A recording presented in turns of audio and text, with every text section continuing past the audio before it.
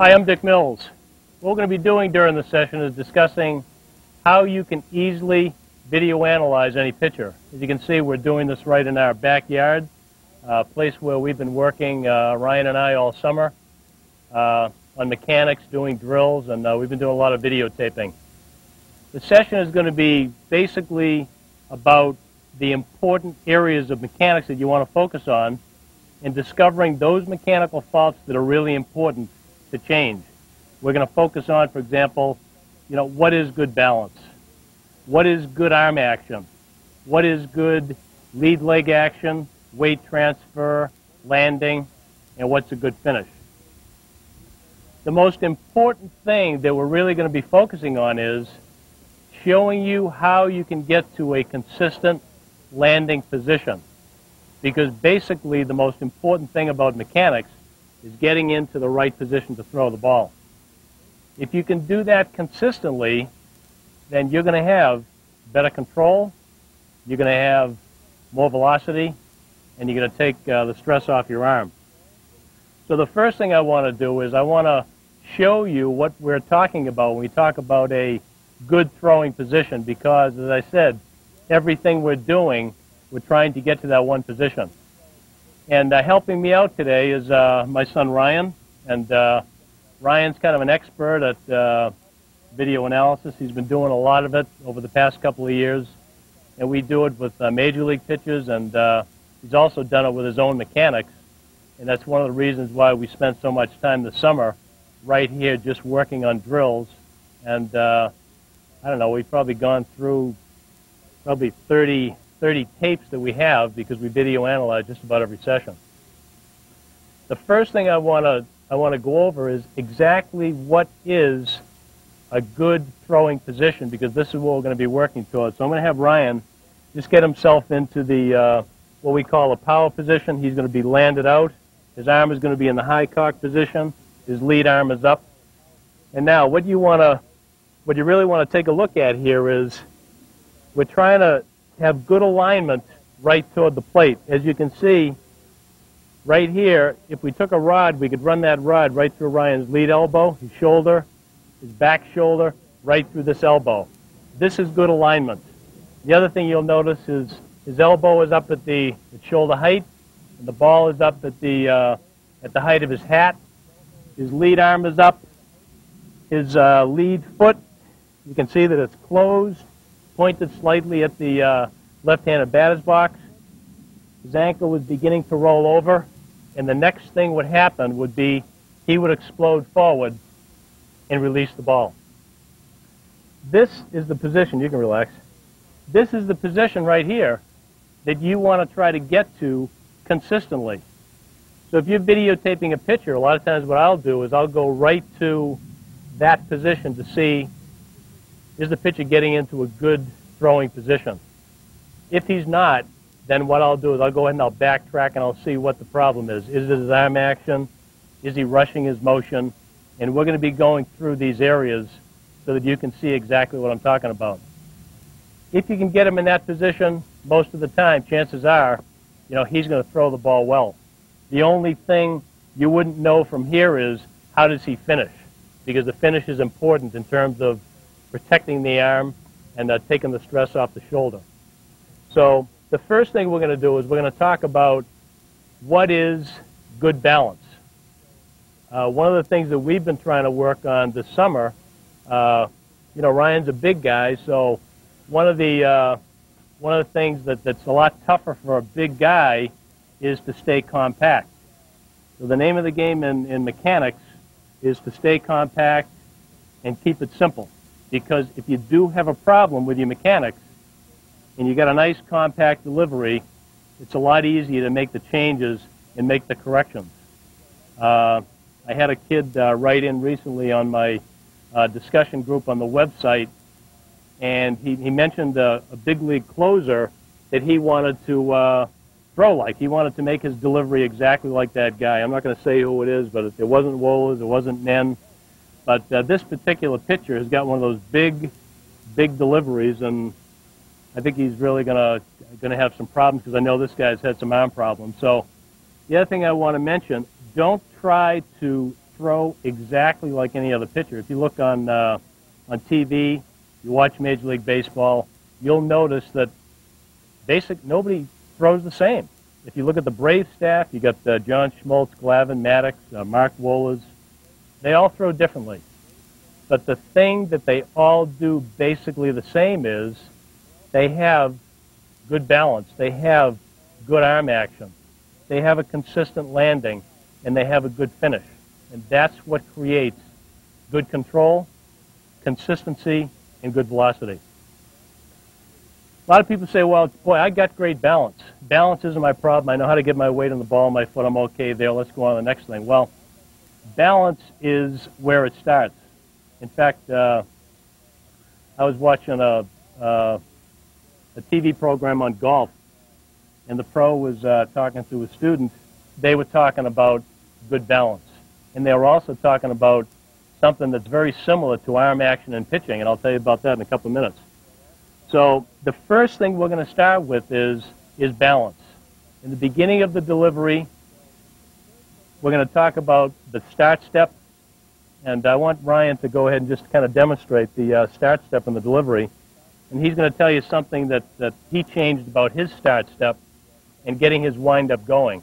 So let's go ahead and short start step back, pivot, and lift. Okay. The key there is you want to make sure. Now, what did you change? You were. Well, I like for me, I like to go over my head when I step back. And what I used to do is I used to start bringing my leg up before I got my weight over the ball of my foot. So I was actually coming back like here, and my weight was back. You were kind of shifting back this way? And my weight was on my heel. Now I wait to bring my lift leg up until I get my weight on the ball of my foot. Okay, great. And that'll give me better balance, keep my weight over the center of my body.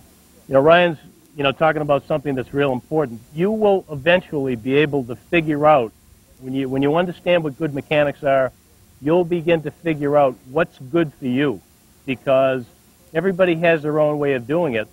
And I know that you've figured out a lot of stuff, this summer just by a lot of repetition, what feels comfortable, and you've got to go ahead and reach that comfort level for yourself. So that's why it's important. Don't try to do it exactly like everybody else, because nobody's the same. The problem with the start step is a lot of guys, what they'll do is, show me a big start step back where you get your weight shifted way back. Okay, now here's what happens. The weight gets back over here on the back side. Okay, you want to try to keep the weight over the lead foot. Now, for every action, there's an equal and opposite reaction. When the weight shifts back too far, now you've got to go ahead and overcompensate. And a lot of times what will happen is the pitcher will end up rushing too fast, get out to a bad landing, his body's ahead of his arm. So the start step and the balance right here is really, really important. Now, the next phase of balance that we want to talk about is once you hit your balance point, okay? So what I want you to do is just get to your balance point, okay, right here. Now, once you get the leg up right here to your balance point, the important thing is to make sure the weight's on the ball of your foot. When I'm talking about the ball of your foot, I'm talking about from the toe right here to the beginning of the heel. That's where the weight's got to be. Now, you can relax. Here's what happens to a lot of pitchers. And coaches will say, well, he doesn't have a problem with balance. He can hold his leg there for 5 minutes. That doesn't really matter, because if he holds his leg there for a long time and then just before he starts forward, his weight shifts to his heel, he's going to have a problem. So go ahead and lift your leg up. What I want you to do is I want you to show the incorrect way to do it. I want you to get your weight back on your heel and arch your back. Okay. Now here's what we have here. You can see Ryan's out of balance right now. And you can see it right here. He's leaning back. Now what's going to happen as he starts forward, go forward and stay, okay? Now as he goes forward, you can see what happens. He's leaning back this way. He's not going right toward the plate. He's not going right toward the plate. That's going to cause a problem. Anytime you're leaning off and you're not taking your weight right toward home plate, you're going to lose power, okay? And the other thing is when you're leaning, your arm is going to have a tendency to lag behind. So you've got to recognize good balance. The other thing that happens as far as balance, pitchers will tend to swing their leg up to the balance point instead of, you're going to go ahead and you're going to do a start step back, you're going to pivot, and you're going to lift. Instead of doing that, see if we can show how, just swing your leg up and over-rotate back instead of lifting it up. Just swing it out there. There you go. I see a lot of that where they swing the leg up instead of making it a very deliberate lift. Okay, so remember, it's start step back, a short start step back. Now you can come straight back, or you can come, in Ryan's case, you can come off to the side. This way for a lefty, and this way for a righty, about a 45-degree angle. The key is to keep your head on line. You want to keep the head on line to the plate because that's where you're going to be throwing the ball. If you shift the head off too far, where the head goes, the body follows. So keep the head on line and don't shift your weight back. Now, coming out of your balance point, the next thing that's going to happen is you're going to go ahead and start toward the plate. So you lift your leg up to balance. Now what happens is, if you don't lead with your lower body, if you don't lead from right here, if you lead from up here, now lead with your upper, okay, you're going to rush your motion here. What's going to happen is you're going to be in a bad position. Your weight's going to be too far forward, and you're not going to be in that power position. So what you want to do is, when you hit your balance point and you start down, you want to get the lead foot down. Ryan's leading with the hip, okay? He keeps the weight back. Now he's going to get to that good power position, that good consistent landing. While we're on it, let's talk about rushing the motion. And rushing the motion is probably one of the biggest faults that I see on a regular basis, especially in, obviously you're going to see it at the Little League level, but even high school pitchers. And, you know, this is a place where you can really gain power if you keep your weight back. So let's go into what we're talking about in terms of rushing the motion. The first problem that happens is pitchers push off the rubber. And I'm still hearing that all the time. I still hear that, in fact, I talked to a dad today, and he said he heard his son's pitching coach telling him to push off the rubber. And he realized right then that that wasn't correct. So he decided to get rid of that guy because it didn't make sense to him based on what he had seen. When you push off the rubber, you get the body out ahead of the arm. So see if you can go ahead and just kind of drive forward. And, okay, you're going to get a little bit too far forward with your body.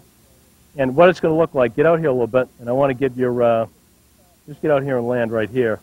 And what's going to happen, this is going to be, there's your, okay, that's what's going to happen when you rush. Notice you're going to get a low elbow. The elbow's low, the body's out too far forward. You're going to lose power, and you're going to put stress on the entire arm, okay? And the biggest thing is, and dads ask me all the time, why is my son throwing high in the strike zone? Well, if he's rushing his motion, the body's out ahead of his arm, the arm is dragging through, that's what gets the ball up in the strike zone. So be real careful about this. And this is something that's, it's not that difficult to correct. It's going to take a little bit of work. But I think what's important when we talk about rushing the motion is the sequence of the delivery, what happens first. And what do you mean by keeping your weight back? Let's get, just get yourself in. What I want you to do is I want you to simply lift your leg up to balance, and I want you to get so that your arm is in this position. So this is what's happening. Your arm is, as your leg is coming down, your arm is going back. There it is right there, okay? That's what's happening. What Ryan is doing is keeping his weight back, okay? Notice how he's moving out. In the sequence, it kind of looks like, there you go, okay? So what's happening, out of balance, do it one more time. Lifts his leg to balance. As the leg starts down, the arm starts back, the weight stays back. Okay, there we go right there. Now he's in a good position to throw. That's the power position. And when you rush your motion, whether you're leading with your upper body or you're driving off the rubber, you're going to be in a bad position to throw, and you're going to lose power. Good mechanics are the way to, everybody wants to know how do I increase velocity. Get your mechanics square first, because all the things we're going to be talking about here have to do with giving you consistent velocity, and for some pitches, they can increase their velocity 3 to 5 miles an hour pretty quickly just by making some changes. One of my customers is a kid from Eastern Michigan. His name is Mark Rutherford. Mark pitched for Eastern Michigan last year, and he was throwing 85, 86 as a junior. He made a change in his lead leg action, how he was moving out to his landing. He was keeping his weight back. He understood he was rushing his motion, and he was consistent this past year in the spring at 92, and he got drafted, and he's really doing real well right now in pro ball. And throwing 90 miles an hour was a mystery to Mark. He just didn't know what it was all about. He discovered that he had a problem with his mechanics. He fixed it, and the rest of it is working for him now. Now, the next thing I want to talk about is probably one of the most important areas of the delivery that you really want to concentrate on. That's arm action. And that's one of the things that Ryan and I have been working on, arm action. As you know, if you watched 30 Minutes to a Great Delivery, we talked a little bit about, Ryan's problem with flailing. There are lots of arm action faults that are very important to fix. And we're going to show you what they are. Probably the biggest one I see is flailing. And show us what flailing looks like when you. Okay, there we go. Okay, the ball comes out of the glove. The pitcher takes the ball over here. In other words, his route, instead of coming back in line with second base, he gets it over here. Now what happens? Now he's got to go from here. He's got to try to get up into the high cock position. He's going to be late getting there. He's going to be late getting through to acceleration, and he's going to lose power. And again, he's putting stress on the arm. And I have a lot of dads saying, well, my boy thinks that if he, gets back here like this, he's going to gain power. Well, that's not going to happen. Again, when I was watching that golf pro last night, his student was, and I'm not a golfer, so I can't really tell you all the things about golf, but this made sense to me, and it was very similar to what pitchers do. This guy was basically taking his club back, and instead of coming back in this direction, he was coming back over here. And it was, very similar to flailing with a pitcher.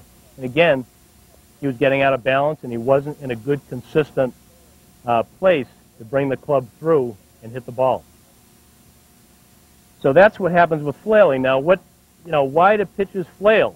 One of the reasons they flail is because they'll break the hands maybe too far away from their body.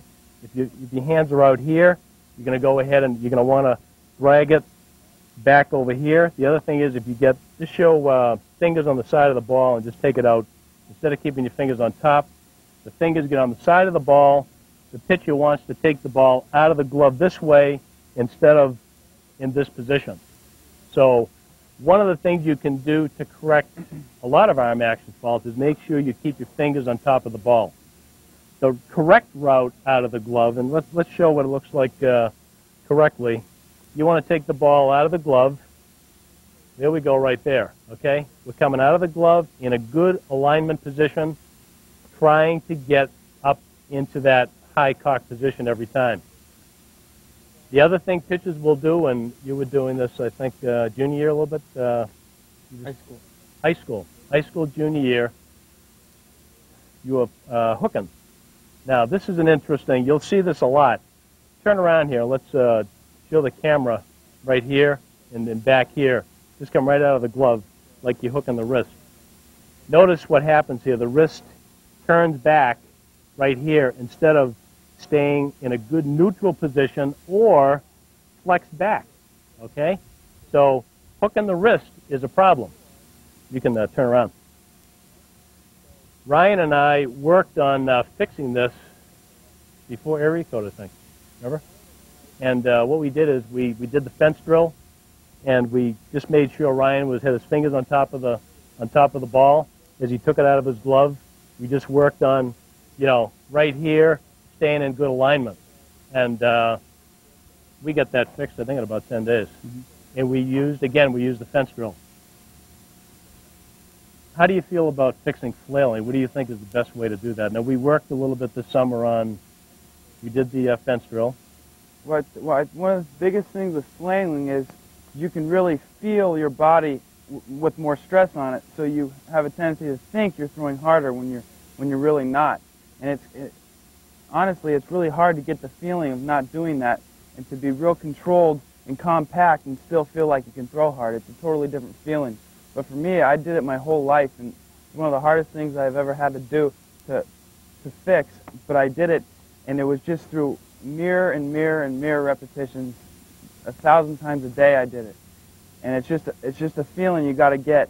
And it's a totally different feeling because you don't feel as much stress on your arm, which is obviously good. But when you do feel stress on your arm, sometimes you think you're throwing harder that way, but it's really not. It's just a tough feeling. And once you get the feel, then you can start fixing it. Yeah, right. I mean, you're talking about, when he says thousands of repetitions, we're talking about thousands of repetitions. Sometimes that's what it takes. A lot of work.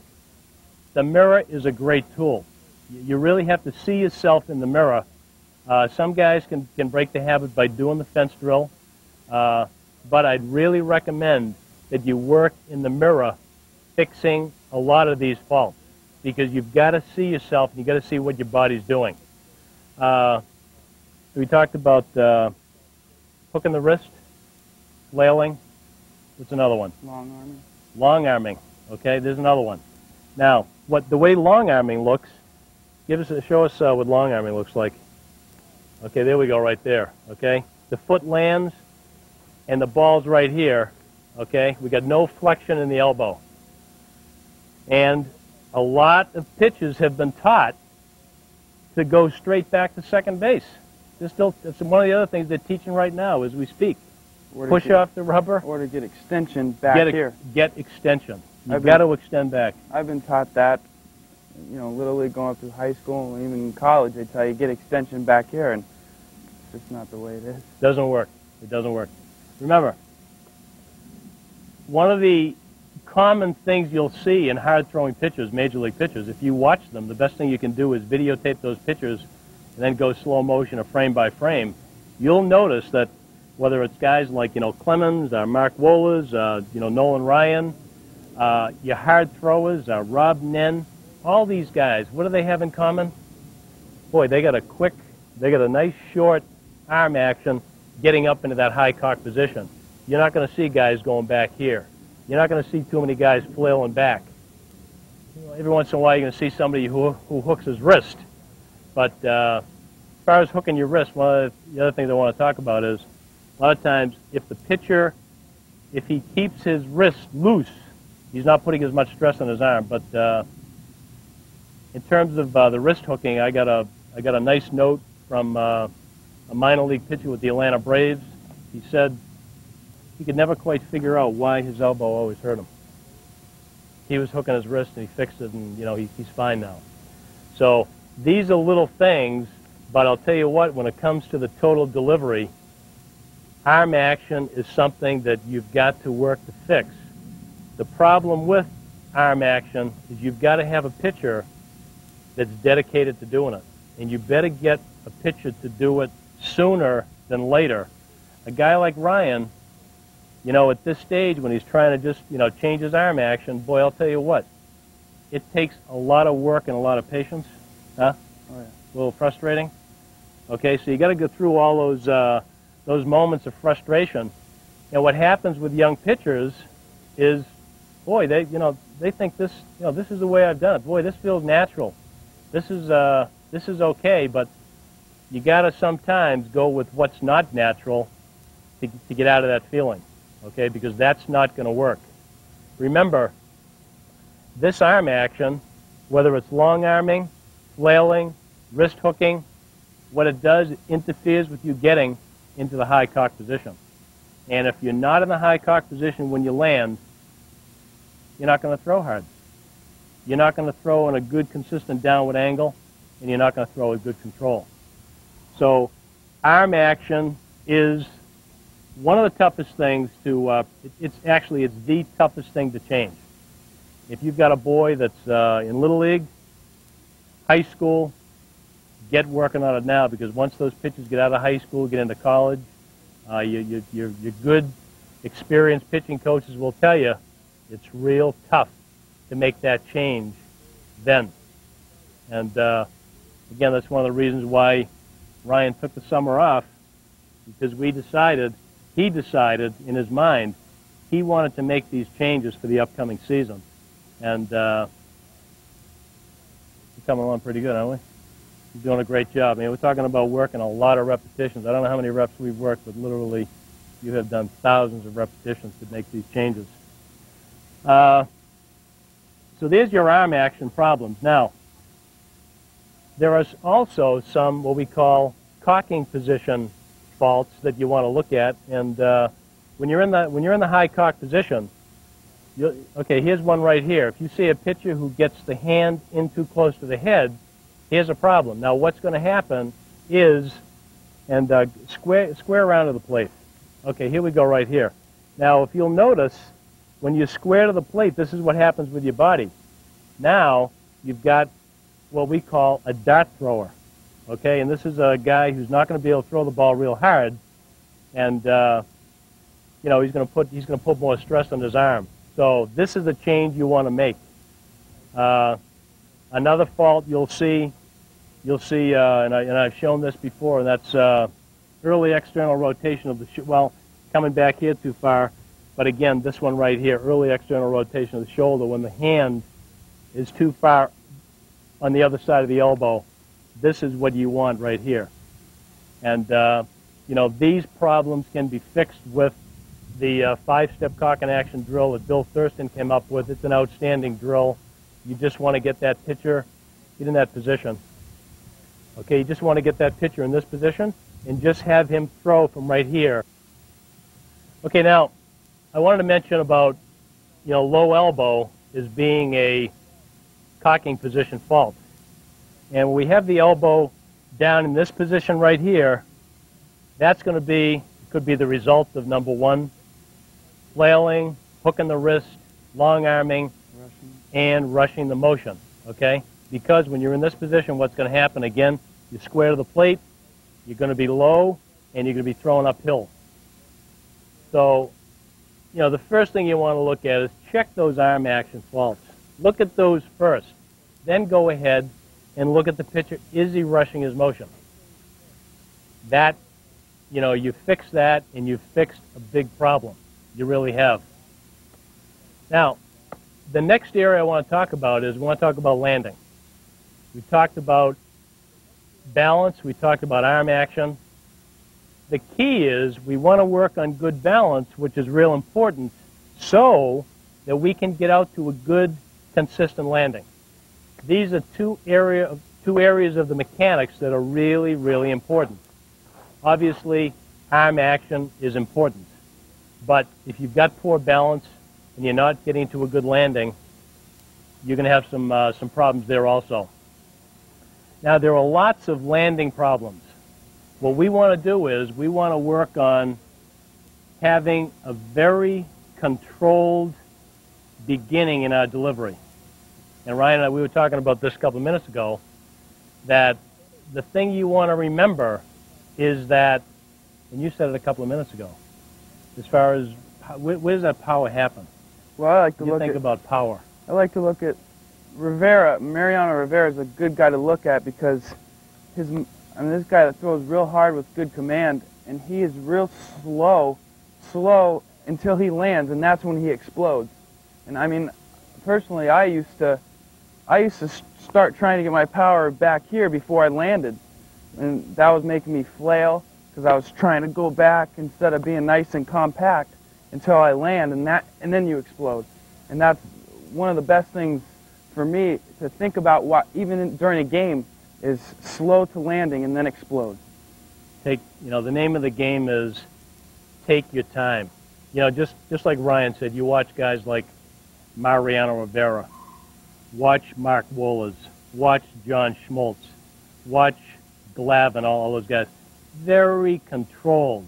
What they're doing in the beginning of their delivery is, and this is what it's all about, they want to take their time getting out to their landing.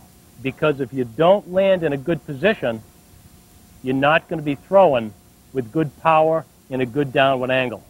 So everything they're doing is about getting to landing. Because just like Ryan said, if you're a coach or a dad, the thing you want to emphasize, the thing you want to remember is your power doesn't happen until your front foot lands. You can't generate any power until that front foot lands right here. If it's in a good position when you land, you can generate power. But if it's not, then you're going to be putting stress on the arm and you're going to be losing velocity. Now, a lot of the faults you see, and again, this is something that Ryan's worked like crazy on this summer, is staying closed. You hear this all the time, staying closed. Boy, if you can fix staying closed consistently, you're going to gain power. You really are. And I want to talk about, because this is a huge fault you're going to see at the youth level, Little League level, obviously, high school, and you'll see some college pitches that will open up too soon. It's something, staying closed is something you fight as a pitcher all the time. Big league pitchers work on this all the time, staying closed, not rushing out too quick, because they know that if they get into a good closed position, they're going to throw with power. Let's show them what it looks like to land too open. Okay, there we go. Now that's not bad. So, see, the problem here with Ryan is Ryan has trained himself too good this summer. He can't even get into a bad position. Really open up that ankle. So there you go. Okay, there we go right there. Now, this is the position that you don't want to be in. Now notice Ryan's lead foot is pointed. Even if that lead foot is pointed right at home plate, it's not a good position. And right here what happens is if the shoulder is open, first of all, the hip is going to open first. The hip opens, then the shoulder opens.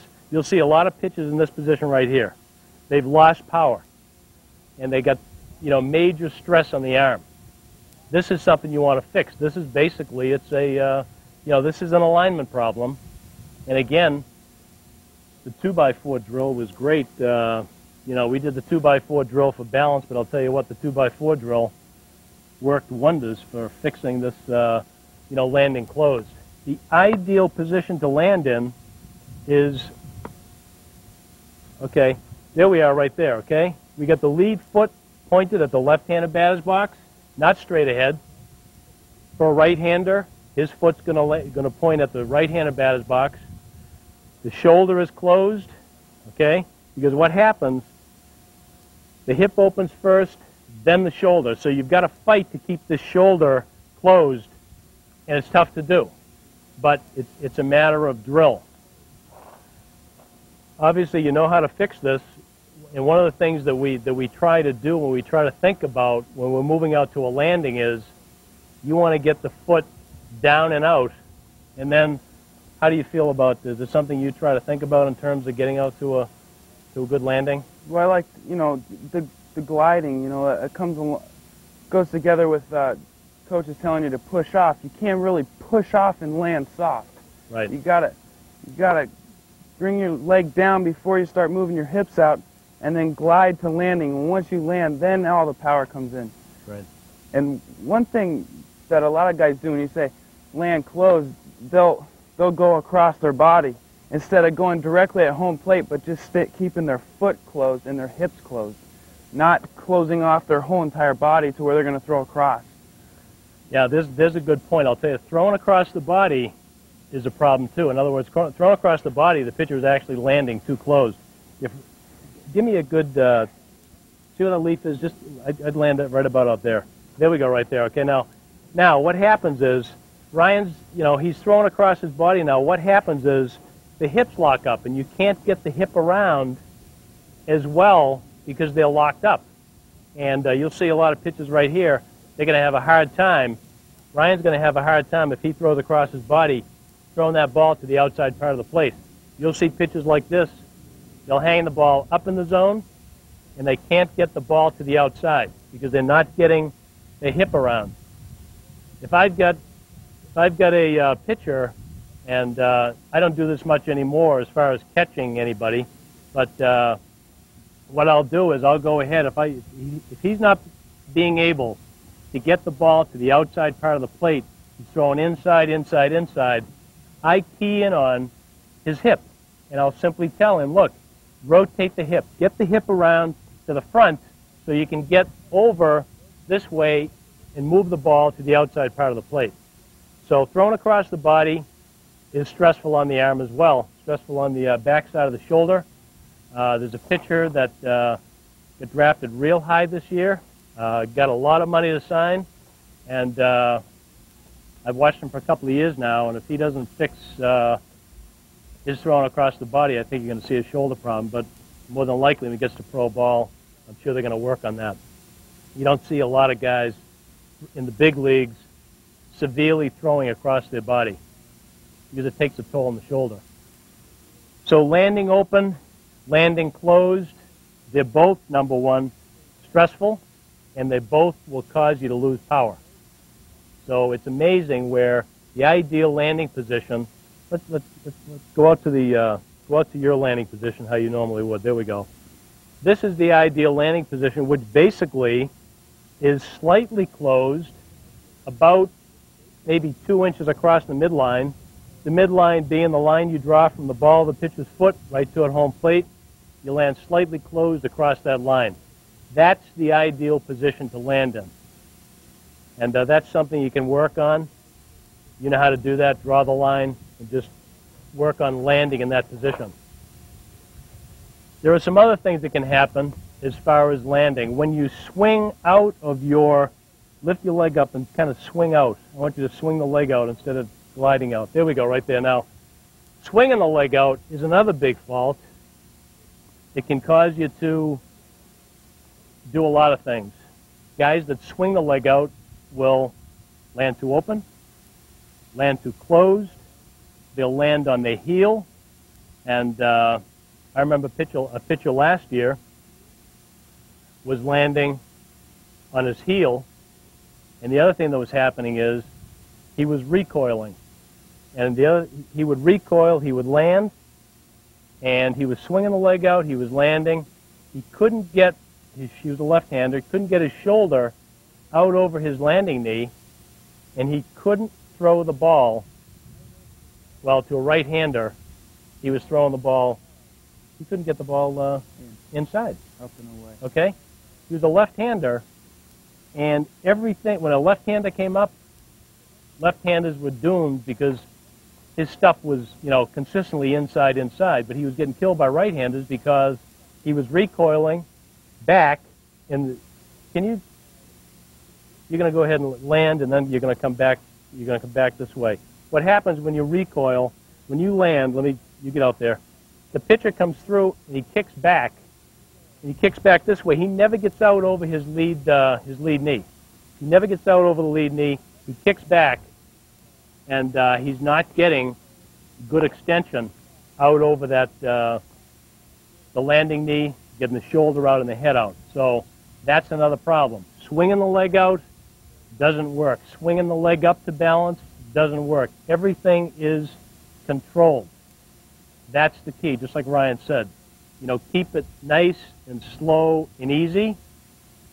Once you land, then you can go ahead and explode.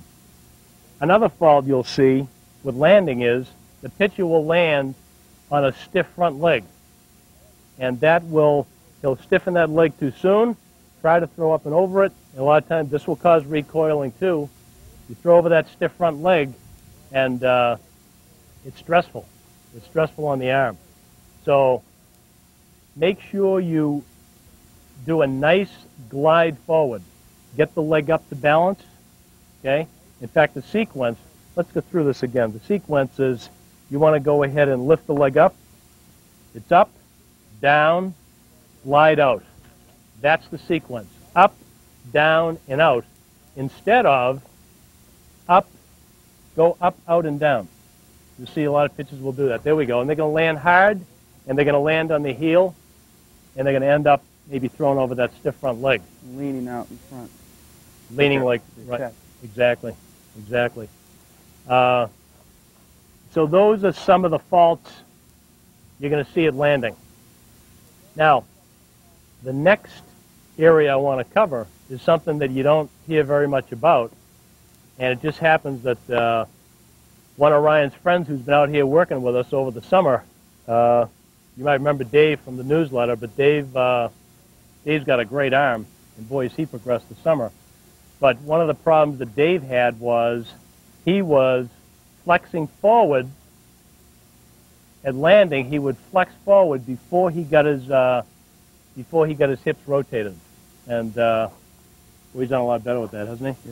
Yeah. He couldn't get that in the beginning. I mean, it was like, okay, boy, we worked on that like crazy, didn't we? But I want to show you what that looks like. When you get out there, okay, there we go. Now he hasn't got the, he's leaning forward before the hips get rotated. You don't want to see the pitcher to lean. You want to get the hips rotated first. Then you go ahead and flex. So the sequence, come on back here, let's get out there and let's show what the sequence is. Get yourself out there and you want to roll the ankle over, square off. Okay, now he's going to go ahead and square his body to the plate. There you go. We get the rotation first. The hips rotate first. Now he's ready to throw. Now he's going to go ahead and flex forward. That right there is a very important sequence in the delivery, and it's very rarely talked about. And this is something you want to do some drills. And one of the drills you can do, I think we demonstrated it in the newsletter, but all you do is simply roll the ankle over and square to the plate, just like that. It's a very explosive movement. You just want to, there we go right there. Good. Excellent. That's a power move. When you're in that position, then you can throw with power. One other thing, when you lean forward like that, you can't get good external rotation with your arm. It's going to be more upright because you're leaning far forward. That's right. You're right. That's where a lot of the velocity comes from. Yeah, let's talk about that just for a second, because a lot of, we show this. It's very tough to show what maximum external rotation of the shoulder is, or 180 degrees, what we talk about. And if you don't see this now, and we don't explain it to you, you might think it's actually a fault. But go ahead and square the body to the plate like you normally would. Okay. Now, when we're showing this, we're demonstrating it like this, but this is really not what happens in the delivery. What happens is when you come out of back here, the shoulder externally rotates, and this is the way you'll see the arm, just like this. Now, if Ryan was throwing, you would see he's got 180-degree maximum external rotation, and your hard throwers will basically lay that, they'll lay that right down, almost, parallel to the ground. So that's what you want to look at. That's natural, though. You can't force So you that. can't, no, I mean, the pitcher's he's either got it, and I'll tell you what, make sure you stay flexible.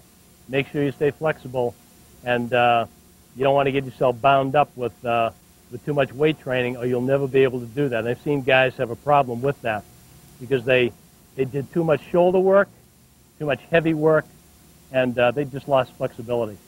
That's something you really can't teach, but you'll notice that your hard throwers, your Wohlers, your Ryans, your Clemens, they've got about 180 degrees maximum external rotation of the shoulder.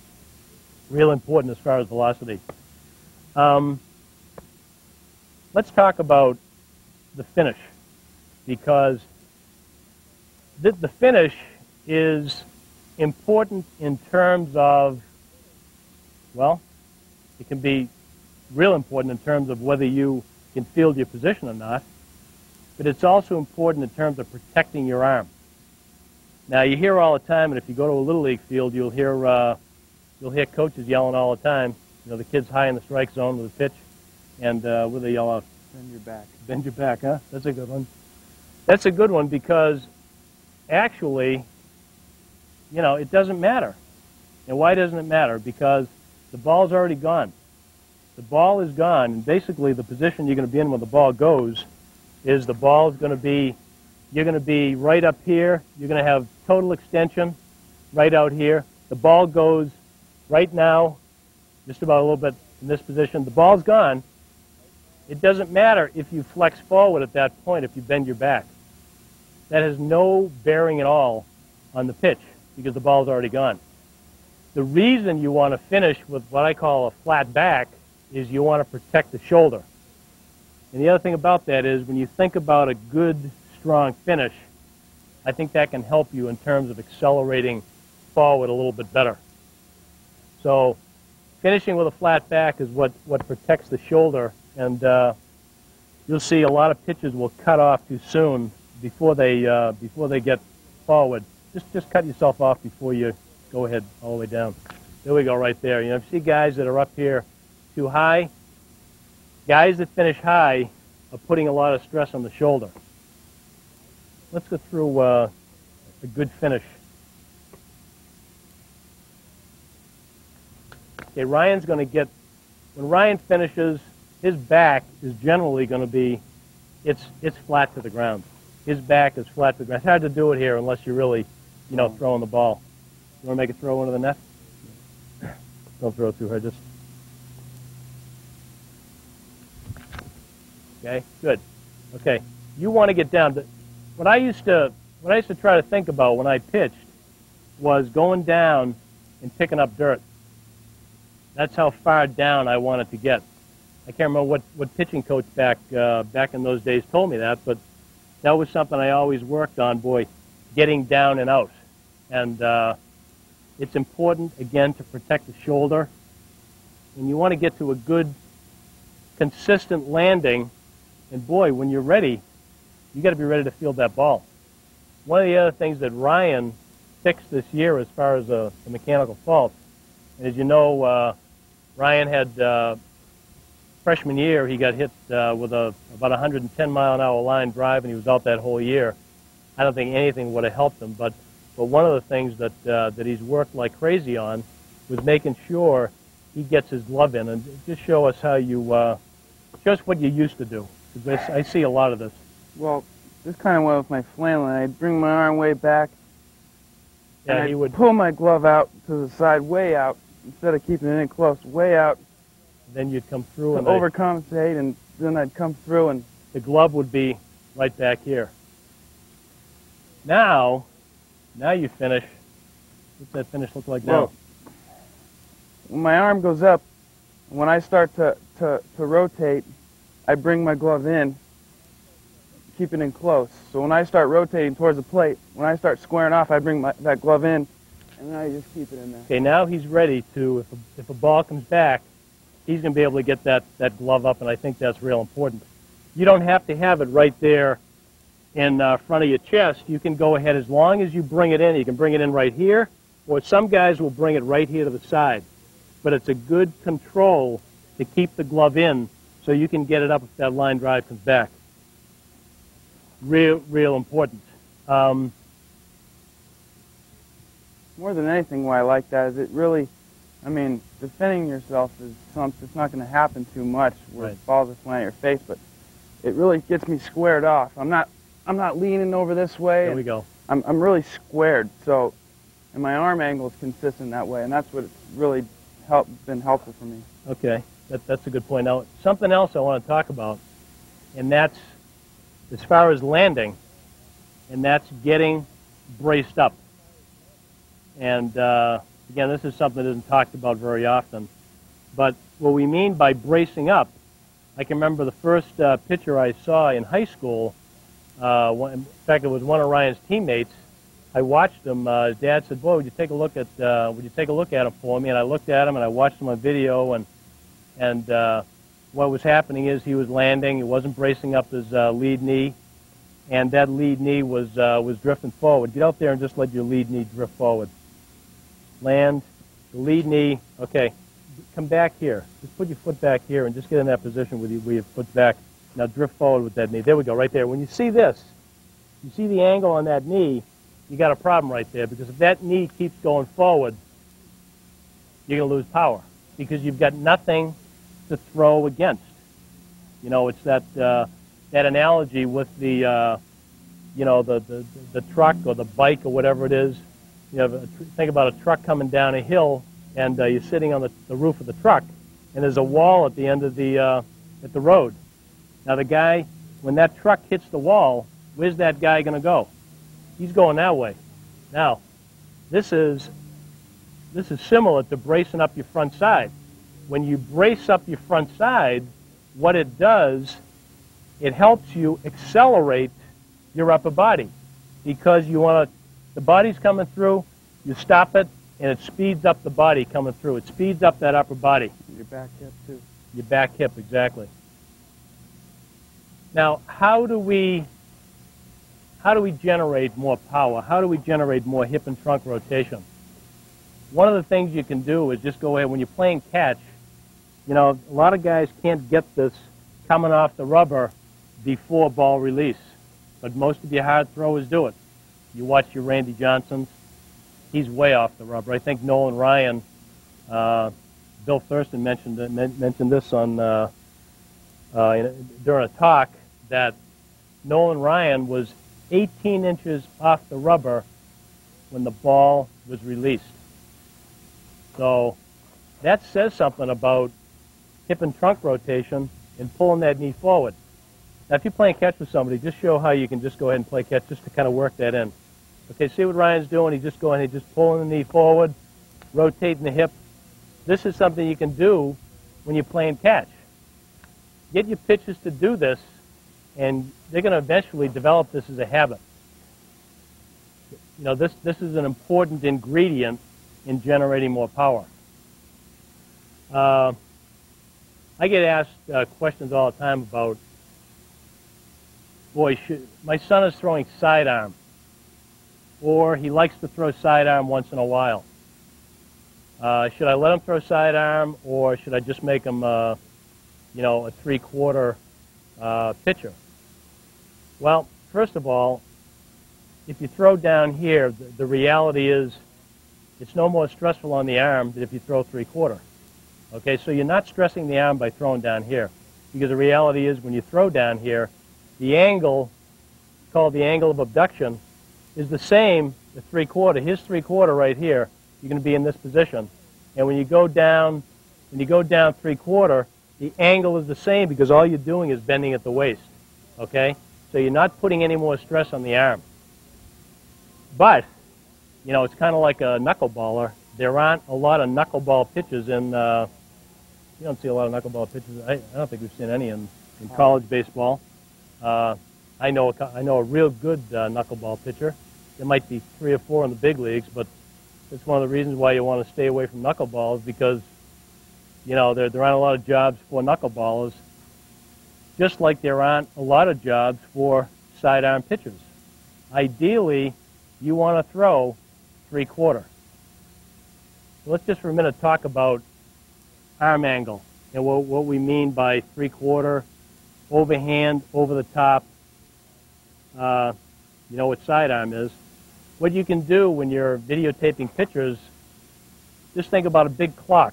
You know, here's home plate down here, and you've got a big clock right back here. Okay? You got 12 o'clock here, you got 6. Over here you got 3 and you got 9. In Ryan's case, Ryan's a lefty. If you watch guys like, you take that clock comparison, you look at guys like Randy Johnson. Boy, he's about as low three-quarter as you can get. Low three-quarter. Nolan Ryan was a low three-quarter pitcher. Pedro Martinez, low three-quarter. Most of your hard throwers are low three-quarter. You know, but at least three-quarter. Ryan's at about, I guess you're throwing about, what, 2 o'clock right now? Maybe, yeah, maybe a little lower. A little lower, you know. And what happens when you throw from three-quarter being, in the case of Ryan being a lefty, you got 12 here, you got 3 here, okay? Three-quarter is going to be anywhere from 1 o'clock down to, you know, just before 3 o'clock, 3 o'clock being sidearm. Anywhere in there is three-quarter. Now, over the top, or overhand, you're not going to see any major league pitchers throwing. I don't think there's anybody throwing over the top right now. How come? And yet, again, go to some little league games and you're going to see a lot of kids trying to throw over the top. I hear it all the time. Overhand, throw over the top. The problem with that is there's a lot of problems. Number one, they've discovered that the shoulder can get impingement. Okay, you put stress on the shoulder. You guys with high arm angles that throw with high arm angles have more shoulder problems. And you've heard this before. Obviously, you don't get as much ball movement. The ball is going to be straighter. And in my opinion, I just don't think you can get as much velocity coming up here as you can by using the horizontal rotation of your body instead of this action. You want to come this way. How do you feel about throwing to, when you're low like this, how do you feel about throwing to a right-handed hitter? Well, for me, being a lefty, it's a lot easier, obviously, to get in on the righty.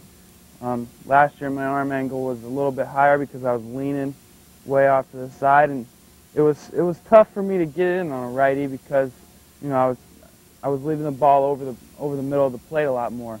This way, I'm kind of coming across the plate and in on that guy, and it's a lot more deceptive too because, he has to judge where it's coming from and how far in it's going to be. So I like it. I like it a lot better than a higher arm angle. Throwing high. Now that brings up a good point about where to be on the rubber. It's interesting, but first of all, most right-handers ought to stand on the right side of the rubber. Most lefties should stand on the left side. And yet, you'll see guys like, let's see, Kevin Brown. He's a right-hander. He's over here. Maddox is over here. Glavin's over there. What's going on, Dick? You said, go over on the right for right-handers. Well, these are special situations because these guys have such movement. I know that, of course, everybody knows that Maddox's ball is moving. He's over here because he's using his movement as an advantage. Okay? Glavin, the same way, throws a lot of good change-ups. He's going to go ahead and be on the other side of the rubber because when he's throwing to a right-hander, his ball is getting more away movement on it. More plate to work with. Exactly. And he can get that ball out there and throw more strikes on the outside part of the plate. But most young pitchers don't have that kind of movement. Okay, Ryan's ball's got tremendous movement on it, but he works off the left-hand side of the plate. And the reason I like it because the advantage is, just like Ryan just said a couple of minutes ago, you get more arm angle coming in on the hitter. What you don't want is, you don't want that ball coming in this direction where you're coming on basically one plane. You want to come, if you can cross two planes, it's a lot tougher when you're coming from here and then down in. That hitter has got to follow two different planes. And if you've got some movement on that ball, it's going to be a lot tougher to pick up. And in Ryan's case, throwing to lefties, forget about it. They don't like those guys coming from down here. Okay, just a couple of pointers before we finish up here. My suggestion would be to work on that compact, simple delivery because it's going to make it a lot easier for you to make adjustments when you're nice and compact and when you're nice and controlled. So that should be your goal. I know that what we've done here is we pointed out a lot of faults that you may have. If you're a pitcher, if you're a coach, maybe your pitchers have a lot of these faults. And you might get pitchers that don't accept this too well. They're having some success in pitching, and all of a sudden, and of course they're always asking about that question, boy, how can I throw harder? I get that all the time. What can I do? How do I get stronger so I can throw harder? And I always try to tell them, work on your mechanics. That is the foundation of pitching. The rest, the weight training, the conditioning, the long toss, that's what I call icing on the cake. When you get the mechanics square, you're going to throw harder with better control. All of these faults that we've talked about have an impact on your control, your velocity, and the stress you put on your arm. Now, what do you say to these pitchers who resist making the changes? Well, I mean, what would you say to these guys? Well, I think one of the biggest things is no one's making you do this. I mean, it's your choice whether you want to be a good pitcher or want to be the best at what you do. And I look at guys like Randy Johnson and Roger Clemens, especially this year. I mean, those guys are power pitchers, but they have good control. I mean, there's a million guys in the big leagues right now that throw hard. I mean, once you get into college especially, I mean, everybody throws hard, it seems like, and you got to have an edge. So, I mean, especially for me, I want to be working on this all the time. I want to be the best I can be. I want to make whatever adjustment's going to make me better. I want to do it. I mean, I had good results this year, but not the best results, and not the ones I really, really wanted. And all this stuff is gonna make me that much better. And I think if you want to be that much better, you're gonna want to work on this stuff on your own. I mean, it's something you have to dig deep down inside and ask yourself, if you want to be the best, well, this is the stuff you got to do. If you're not that into it, then you're not that into it. You gotta find something else to do. Ryan said something real key there. You got to be able to make the adjustments, so that obviously understanding what we're doing, education is important. You've got to know what the problem is before you can make the adjustment. And I had a boy just recently, this was actually this morning on my website, and he wanted to know how he could motivate himself. You know, and I said, to do what? You know, what do you want to motivate yourself to do? And one of the ways you can motivate yourself is, there's a couple of ways. And one of the ways you can motivate yourself is you can look and see what is going to happen if you don't do what you think you're supposed to do. Okay, self-motivation comes from within. Okay, somebody can't really kick you in the rear to get you going. So you've got to go ahead and have that inside and have the willingness to go ahead and make the changes so you can make those adjustments on a regular basis. That's how you become successful as a pitcher. The name of the game is consistency. What Ryan said is true. I played pro ball with a lot of guys that could throw a lot harder than I could. These guys could throw, 95 plus, but boy, they never got beyond A ball because they didn't have command. They didn't have that nice compact delivery, and they weren't willing to work on it. So if you can embrace what we've talked about here, the concept of recognizing the fault and working hard to make it, that's where the success is going to come. And it doesn't matter what time of year it is. It doesn't matter where you are. You've got pitchers that are doing this in their, in their rooms in the winter, in the basement. They're working on this stuff because they want to be the best they can be. So don't let the time of the year hold you back. Off season, during the season, keep working. If you keep working, you're going to get some amazing results. So I want to thank Ryan for coming in here, and keep an eye out because we're going to be watching Ryan to see how he does this year, and you're going to see what the result of this hard work is, and I think it's going to show up for him. So, you got any questions on it? Use those call-in times, and I'll help you any way I can. Take care.